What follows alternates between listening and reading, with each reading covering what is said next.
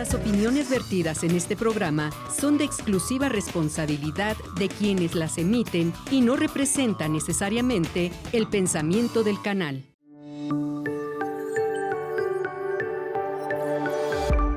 Sistema Michoacano de Radio y Televisión presenta. No es que esté mal, pero es toda una tradición de escritores que han estado con cierto nexo con el poder, y eso les ha ayudado a posicionar su literatura. Entonces creo que la historia nos dice mucho de cómo ellos lograron hacerlo, y aunque las cosas han cambiado para bien, y no sé si decir para bien, hay otros caminos y son también tan válidos como ser completamente disidente y publicar tus poemas en Twitter y en Facebook y no publicarlos en un libro físico, ¿no? O sea, hay una diversidad de posibilidades. Hay que leer de todo, hay que observar. Quien crea que la escritura no está ligada a temas políticos, pues está viviendo de una manera muy inocente. Hola, soy Daniel Hurtado, soy escritor y promotor cultural. Actualmente trabajo en una editorial independiente en la Ciudad de México llamada Los Libros del Perro, y organizo eventos editoriales en el Complejo Cultural Los Pinos.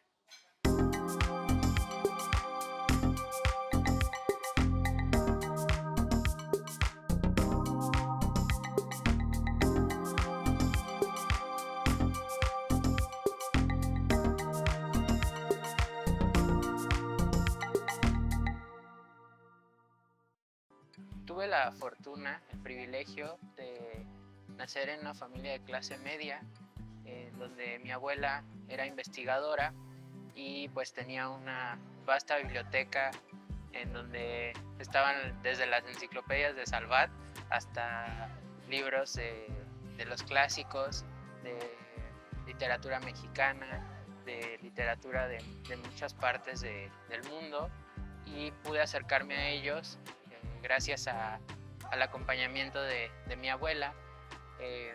También en casa de mi abuela materna había libros que eran infantiles, y ese fue como la manera en que pude acercarme un poco a las letras.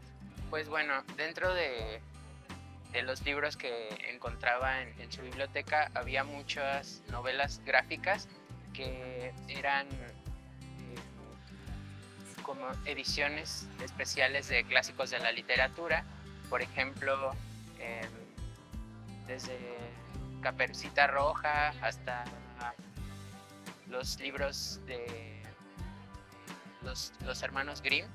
También como que siempre me gustó entender la literatura, pero porque no como tal me acerqué leyendo un libro pues rudo, ¿no? de los clásicos, sino fue gradual, fue acercarme primero a novelas gráficas que hablaban de estas historias que incluso estaban representadas por las películas de Disney, y después fue aventurarme más a la poesía, porque me gustaba el sonido, pero no entendía mucho. Entonces creo que eso despertó el interés en irme adentrando a los libros. Mi abuela era una gran lectora, y creo que eso fue importante e influyó mucho, porque ella nos compartía desde sus lecturas de ensayos o de textos más académicos hasta poemas pues de Amado Nervo, Octavio Paz, siempre como buscando acercarnos a la literatura y a actividades que no fueran pues tan comunes como jugar videojuegos, o eso no le gustaba. Entonces cuando nos quedábamos en su casa en las vacaciones de verano era cuando nos daba como tertulias, me gusta llamarlo así, pero era como un acercamiento, y en realidad podíamos tomar el libro que queríamos. Pues era un poco el bullying que había, porque en la escuela donde yo estudié casi no estaban interesados en los libros, entonces no tenía como tal un tema de conversación con ellos sobre eso.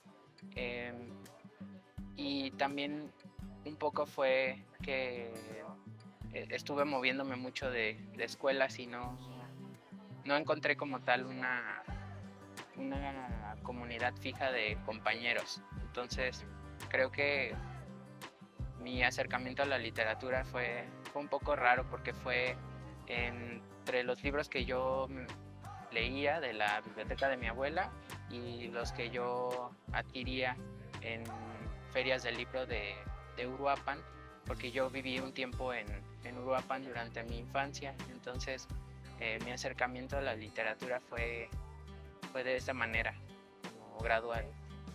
Inicié creyendo que estudiar letras era formarte como escritor, y como muchos ingenuos pues entramos a letras y muchas veces no sabemos que en realidad lo que vas a hacer ahí es hacerte un crítico literario o un lingüista, es decir, un especialista en literatura, en lenguas, ¿no? O sea, ves la parte antropológica de las lenguas, ves la parte biológica de producción vocálica, de producción lingüística, y ves la parte también como matemática, ¿no? Todo lo que es gramática en sus diferentes ramas. Entonces uno entra creyendo que vas a tomar talleres de escritura, y pues no, son dos cosas diferentes y que siempre las confunden. Siempre confunden que alguien que estudió letras es alguien que escribe, y no, son dos cosas distintas, pero no están peleadas. Hay muchos caminos en la escritura, desde la persona que inicia tomando talleres con grandes escritores, hay quienes aplican a becas, hay quienes buscan hacerlo de manera independiente. Yo creo que todos los caminos son tan válidos y tan respetables como un camino académico que se apegue dentro de las normas establecidas, como los que son más disruptivos. Creo que todos los caminos son válidos, y no el producto de los libros también tiene mucho que ver con cómo es que se generan la presentación de dichos productos, ¿no? O sea, creo que vivimos en un mundo en donde ya el que te imprima cierta editorial no es un impedimento para poder dar a conocer tu trabajo como escritor, como escritora, y eso es algo que se tiene que poner en la mesa, porque actualmente las editoriales independientes están teniendo un papel muy importante dentro de la literatura, a nivel nacional al menos, internacional también, me atrevo a decirlo. Todos estos grupos editoriales como Random House, los grandes grupos editoriales, pues sí tienen sus estrategias de marketing, pero también es algo que a mí me costó entender cómo funcionaba el medio, porque de por sí el ambiente literario a veces resulta ser un tanto hostil, ¿no? Entonces, ¿cómo es que logras entender todo esto y lograr como un equilibrio, y además como tener tu obra, generarte el tiempo, el espacio para poder producir tu obra y además promocionarla, ¿no? Que esto también es importante. No podemos solo creer que el escritor se sienta, se pone a escuchar a las musas que le dicen, escribe este verso. No, la escritura es algo que se hace, es un ejercicio que se hace en colectividad, es un ejercicio que tallereas con tus amigos. A mí me gusta creer mucho esto, que tú te juntas con tus amigos y les compartes tu texto y te hacen observaciones. Eso de las musas es algo del pasado, es algo que ya no tenemos que creer, que es una idea muy romántica, que un escritor se encierra con su café y su gran biblioteca y las musas le hablan y salen grandes textos. Eso no es verdad. La realidad es que ya no podemos incluso encasillarnos en solo creer que literatura clásica es literatura. Hay tantas voces, tantos temas que no se han escrito, que todavía hay una necesidad de de crear para entendernos, para nombrar las cosas. Las palabras es una herramienta muy poderosa, las podemos utilizar para hablar sobre un insecto, un café o lo que sea, pero siempre como llevándolo a algo más allá, algo que haga un cambio, algo que nos produzca sensaciones, que nos lleve a otros mundos. Eso creo que es para mí la poesía.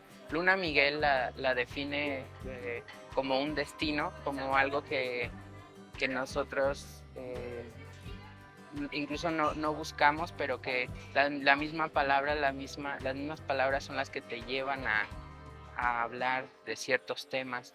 En mi caso, pues el entender primero cómo funcionaba todo este ecosistema tan complejo, pues me llevó bastantes años. Yo sabía que lo que quería hacer era escribir, pero no sabía que hay diferentes caminos, y fue a través de la promoción cultural que yo pude incluso dar a conocer mi obra. Entonces es el camino que yo tomé y que ha sido muy generoso conmigo. Me ha permitido conocer a grandes escritores, a escritores locales, y no por eso hace, te digo, su trabajo menos válido, simplemente que sus circunstancias pues han sido diferentes, y eso me parece que partir desde ahí, desde el amor por lo que haces, hace una gran diferencia. Estos textos forman parte de lo que será mi primer libro de poemas, titulado Pienso que no soy el único. Tiene 2 epígrafes. El primero: cada uno carga su familia, como los mendigos sus bolsas raídas, esas cosas que ya no sirven para nada, pero no se pueden abandonar, son parte del propio cuerpo, del camino recorrido. Claudia Massín. Pienso que no soy el único, pero ya no sé. Quintero. Patear una pelota te hace hombre, ser tosco te hace hombre, sentarte con las piernas abiertas te hace hombre, acomodarte los genitales en público te hace hombre, tener muchas mujeres te hace hombre. Y yo, que escribo poemas, que mis pasatiempos se resumen en ir a comprar ropa al centro comercial, mirar las luces, disfrutar un latte caliente, fotografiarlo para mis redes sociales, nunca pude serlo. No en la medida que dictan tus congéneres. Bajé a desayunar. Mi plato faltaba en la mesa. Prisionero se quedó en el trinchador, sin fianza. El crimen, pedir un abrazo, levantar el meñique, besar a otros hombres, no ser el hombre que la abuela quiere. En la mesa los platos son del mismo tono y el mío es de colores. No combina, desentona en su comedor de parota. Dice que si tengo hambre, coma parado o espere a que ellos terminen. Siempre el mismo tema de conversación, yo y mis decisiones, no ser lo que mi familia quiere, no seguir el camino de mi hermano. ¿Qué hacer si siempre fui el primero en llorar cuando se me caía la bola de helado, aterrorizado siempre por la tormenta y el estruendo, buscando un abrazo a las 3 de la mañana que pusiera fin al miedo, a las burlas? Mojé la cama ante la pesadilla y nadie abrió la puerta de la recámara principal para recibirme. Abuela pensaba que así me haría más hombre, más valiente, más fuerte. Soy yo, soy eso, el que dormía fuera de las puertas con un osito de peluche prendido fuertemente a los brazos y el frío del mármol perforándome los poros. El que encontraban al día siguiente. Mira nada más a tu hijo, decía papá, que su hermano le enseña a patear una pelota, que deje de jugar al té con las muñecas, que no llore, que no ayude a preparar una Carlota, o de lo contrario, veremos si se enferma de eso que les da a los hombres sin hijos. Así un día aprendí a jugar fútbol. Siempre me tocaba hacer defensa, porque para ser portero había que recibir sellazos y el medio y el delantero tienen que correr y no asustarse con una finta.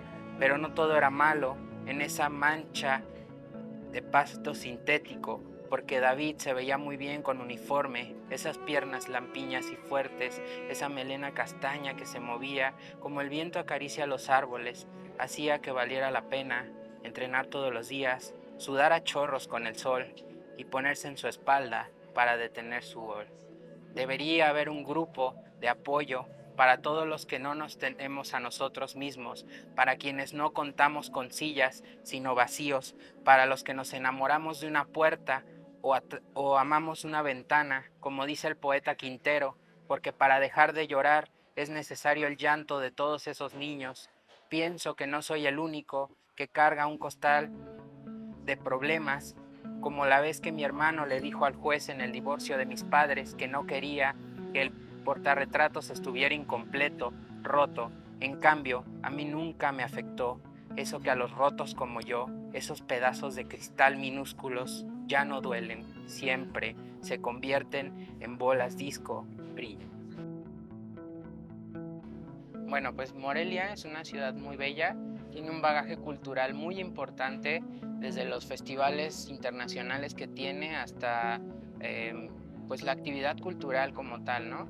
Y para mí, pues no fue difícil porque me considero una persona muy sociable, a pesar de que soy algo tímido, siempre busco, o sea, creo que mi mayor secreto, se los voy a compartir, es ser observador. Ser un chismoso es algo que me ha ayudado muchísimo porque siempre estarme involucrando en actividades, conociendo gente de diversos grupos, con diversas creencias, desde inscribirme a clases de apreciación musical o de piano en el concert, ¿no? O también inscribirme a idiomas, o meterme al biciantro, o meterme a clases de entrenamiento funcional. Me han abierto las puertas con gente de distintos rubros, no solamente del gremio literario, y eso es algo que me ha ayudado mucho a darme a conocer también en una ciudad tan pequeña como Morelia, donde el turismo y la educación son lo que la mantiene, porque Morelia es una ciudad completamente turística y de estudiantes. Entonces, pues la economía de la ciudad, pues básicamente parte de eso. Y la belleza de su arquitectura y del centro histórico también le dan un plus. Entonces, creo que eso ha sido como lo que a mí me ha funcionado para animarme a pues pedir a lo mejor intercambios de intereses, por ejemplo, gestionar el espacio para hacer tal presentación y que el café de tal amiga me haga como el catering, y aparte el hacer como la difusión a través de redes sociales, y como ha sido una especie de montaña en donde la misma gente y los mismos círculos te van indicando hacia dónde moverte, ¿no? Entonces por eso creo que el observar, el ser una persona que observa, siempre ha sido como algo muy importante para poder hacer pues lo que he logrado. Después de la facultad, yo inicié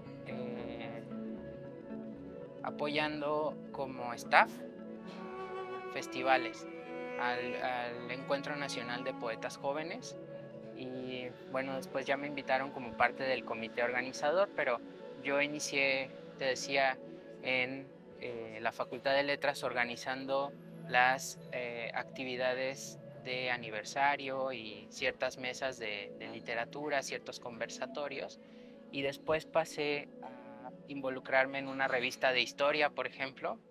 En ella conocí a historiadores y propuse la parte de incluir la creación en la revista.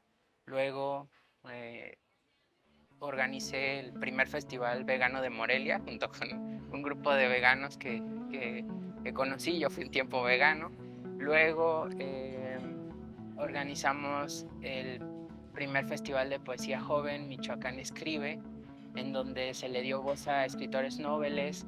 Se buscó la impresión de una plaquette con patrocinadores, y justo de esta manera pues se dio a conocer un trabajo que dio para muchas presentaciones, y fue algo muy valioso que hasta la fecha recuerdo con mucho cariño. es cansado hacer gestión cultural porque pues nadie te dice, oye, muchas gracias porque hiciste un esfuerzo para reunir todo el trabajo de mucha gente y lograr, aunque sea una plaqueta significativa, pero te llevas, creo que esto también hace la diferencia entre hacer gestión cultural solo por interés político a hacerlo porque realmente quieres hacer algo por la sociedad, y es va a sonar muy cursi, pero es el amor, ¿no? El amor por lo que haces, lo que te va a abrir las puertas. O sea, aunque tú hagas un trato con alguna personalidad o con algún político, siempre tienes que tener en cuenta que lo primordial, incluso para lidiar con las personalidades de distintos artistas que tienen un temperamento muy diferente y que tienes que tratar también con pinzas, porque no sabes si el escritor no le gusta que le manden un correo o que le escriban a su celular. O sea, hay que buscar la manera de acercarse, que no se vaya a ofender, que no te vaya a dejar en visto. Buscar todo eso también es parte de observar y de verdad tener un cariño por esto. Dentro de las actividades que yo hacía, aparte de que daba mis clases en la mañana y en la noche tomaba fotos en un bar y llevaba las redes sociales, me invitaron una librera local en su librería independiente, Mara, en Traspatio, me invita a presentar el libro de Cel Cabrera, que es la editora de los libros del perro, La arista que no se toca, que es un libro brutal, muy bello, que habla sobre vivir con parálisis cerebral. Y entonces, después de esa presentación, como toda buena presentación, pues hay una convivencia después de la presentación. Uno se va al bar y con las chelas, con los amigos, y pues desde ahí surgió una amistad muy valiosa con ella y con Joel Osorio, que es el ilustrador y quien se encarga de hacer como toda la parte de diseño de la editorial. Surge una amistad importante y ellos me invitan a colaborar como asistente editorial en la Ciudad de México. Entonces hace poco tiempo yo me mudo a la Ciudad de México, y es que también puedo trabajar en el Complejo Cultural Los Pinos de la mano de Cel, organizando pues eventos literarios y conociendo a escritores de la Ciudad de México. O sea, todas estas editoriales independientes que yo leía y que yo veía como inalcanzables, ahora ya conozco a los autores, ¿no? E incluso artistas como el David Aguilar, que recientemente sacó su libro. Pude convivir con él también en un lugar que se llama el Covadonga, en la Roma, y bueno, es un lugar donde se reúne como la parte artística de la Ciudad de México. Y por ejemplo está a un lado de ti Cuarón echándose unas chelas y tú estás en tu mesa platicando, ¿no? Y pareciera un lugar pues como de señores, como aburrido, pero tiene una trascendencia cultural importante. Y creo que también el convivir ayuda mucho también para generar lazos y poder seguir gestionando. También creo que el ser promotor cultural, no solo y escritor, ahora me ha como ayudado mucho en mi parte creativa el leer con otros ojos también a los clásicos.